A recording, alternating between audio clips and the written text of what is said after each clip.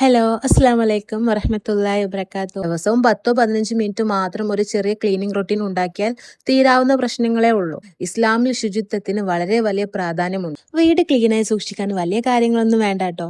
രാവിലെ എഴുന്നേറ്റ ഉടനെ തന്നെ ബെഡ് ഒന്ന് ശരിയാക്കി വെക്കാം. അത് കഴിഞ്ഞാൽ റൂമിൽ കിടക്കുന്ന ഓരോ സാധനങ്ങളും അതിന്റെ സ്ഥലത്ത് കൊണ്ടുവെക്കാം. നമ്മൾ പലപ്പോഴും ചെയ്യുന്ന തെറ്റ് എന്താണെന്നറിയോ? ഇത് പിന്നെ വെക്കാം എന്ന് പറഞ്ഞ് സാധനം അവിടെ തന്നെ ഇടും. പിന്നെ എപ്പോഴാണെന്ന് നമ്മൾക്ക് തന്നെ അറിയില്ല. അതുകൊണ്ട് നമുക്ക് ഇന്ന് മുതൽ സിമ്പിൾ റൂൾ വെക്കാം. ഉപയോഗിച്ച സാധനം ഉടനെ തന്നെ അതാത് സ്ഥലത്ത് കൊണ്ടേ വെക്കാം.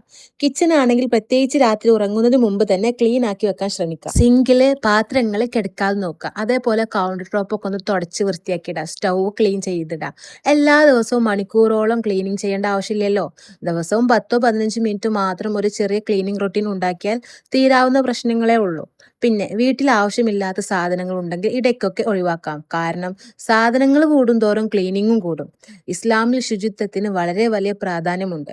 നമ്മുടെ ശരീരവും വസ്ത്രവും പരിസരവും വൃത്തിയായി സൂക്ഷിക്കാൻ നമ്മൾ ശ്രദ്ധിക്കണം. അപ്പോൾ നമ്മൾ വീട് ക്ലീൻ ആയിരിക്കുമ്പോൾ തന്നെ നമുക്ക് നല്ലൊരു ഫീലിംഗ് കിട്ടും.